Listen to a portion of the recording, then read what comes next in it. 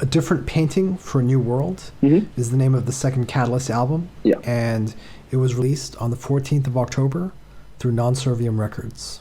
So we spoke about the writing process for the album and how this album came together. As you mentioned, you've been working on this album for about 2 years. Is that correct? Yeah, because I think I started writing for the album just after the release of the first one, so in 2019, and it was really during the pandemic. Okay. Was there anything from the first album that you wanted to build on or to do a little bit differently for this album? Yeah, a lot of things, I would say, because for the first album, when I started writing The Great Purpose of the Lord, so the first album, I was like 17 years old. So I was young, I was really young, and I didn't know a lot of things because. Can I say something? Yeah. You're still very young. Yeah. But I'm 43 years old, my friend. You're still very young. It's not that old. It's not that old. Not old. We are not old. Yeah, but I was really young for the first album, and I think that the first thing is that I gained in maturity with just 3 years of difference. With our first studio album, at my age, I think it's really changing something. It's really changing something because I have a lot of things to learn. I still have a lot of things to learn about other bands, about the studio, about how to write songs, about everything.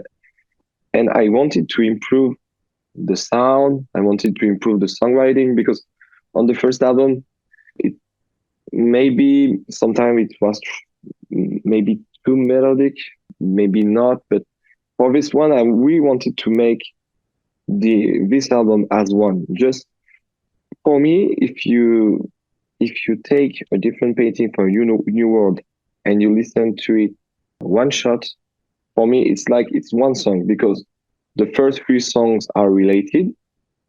Then Worms and Locusts, The Rise of the Anathema, and Paragon of Devastation are also related.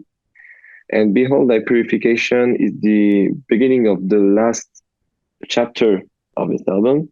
And the last three songs are just like one song too. So I just wanted to make something more easily listenable, I would say.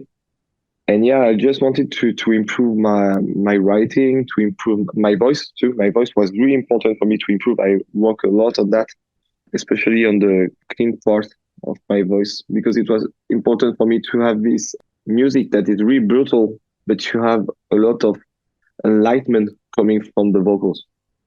And it was a really important part for me. So during the pandemic, I work a lot on my voices.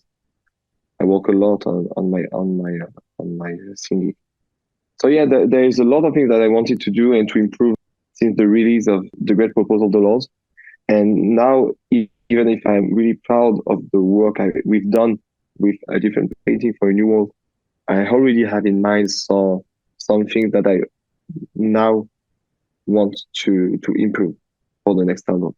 So we spoke a little bit about Florian's contributions to the songwriting. When Florian and the rest of the band hear the music, hear the songs, how complete are they? Honestly, it depends because sometimes I already have a song that is really complete in my head. Everything is in place and there is no room for something new. And I just want them to listen to the song fully and to tell me what they think. It's the case, for example, for the first song, but it's a bit more complicated because for the first song, To Unleash Thy Heinous Fate, everything was complete in my head. So I had the full song, but I already had an old riff from Florian that I used for the song, but he didn't know that. He didn't knew that I was using one of his riffs for the song. So he was a bit surprised when he heard his own riff on the middle of the song. You see what I mean? Yeah. So for this song, for example, I sent them the full song, just like you can hear it today, except from the solo part because I always write the solo after.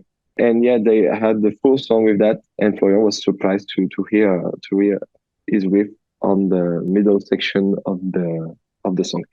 And so the on this one, the riff made by Florian is the one you can hear. Yeah, at the middle of the song is the breakdown. It's the breakdown when the tempo slows down and it's like a dying features breakdown, something like that.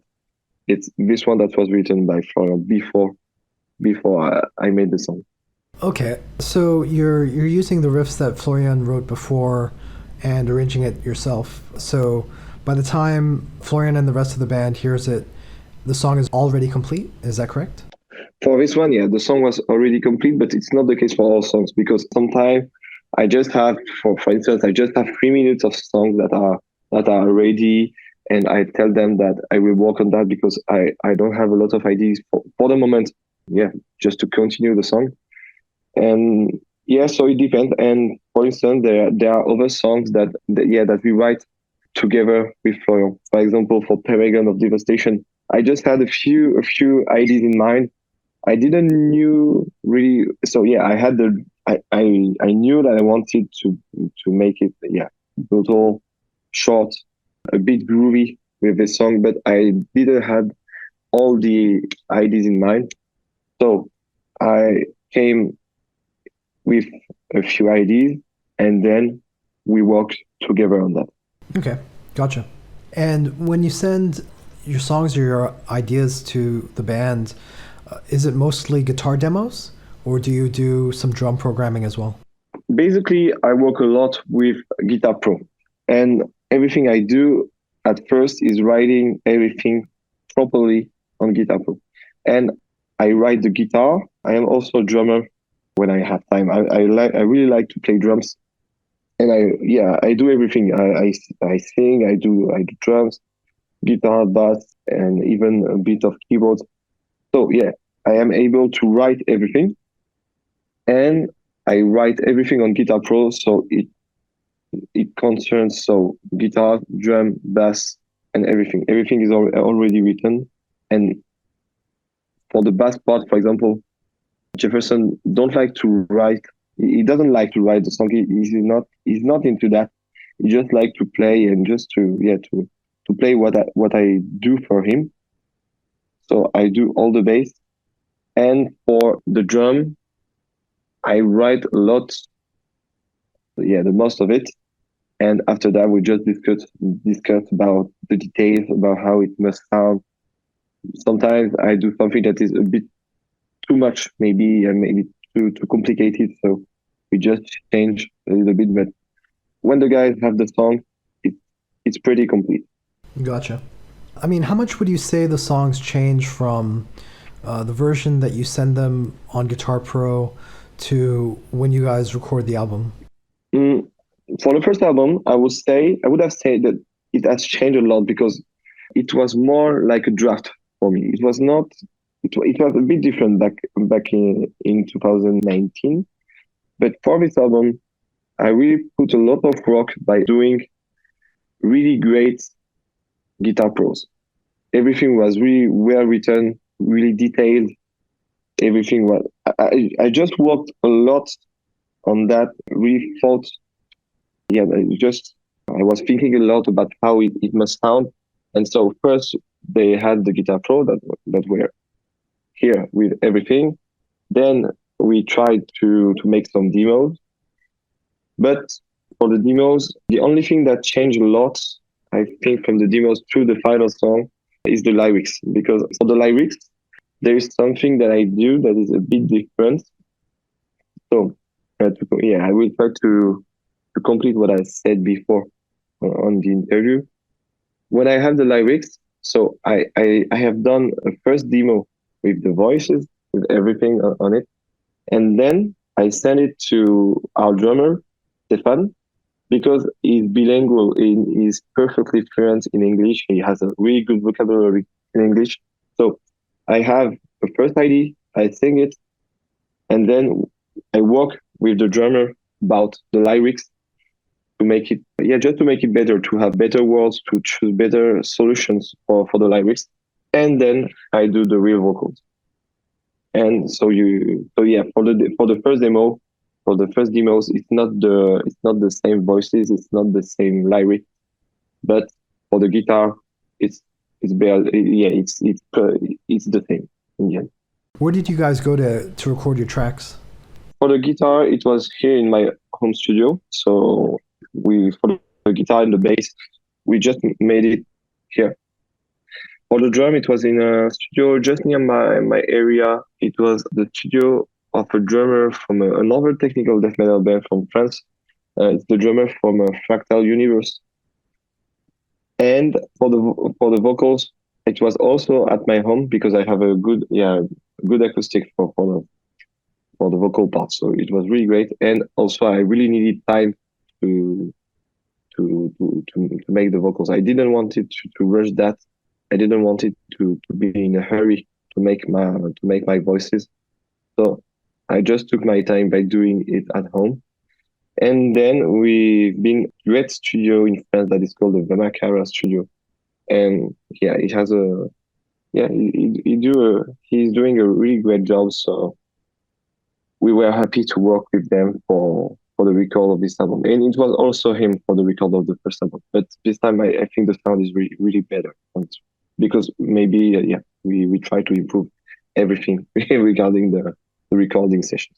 And as you mentioned, HK Kraus has worked on all your previous recordings as well, right? Just for the first album. For the first EP, it was an auto production. I made it myself.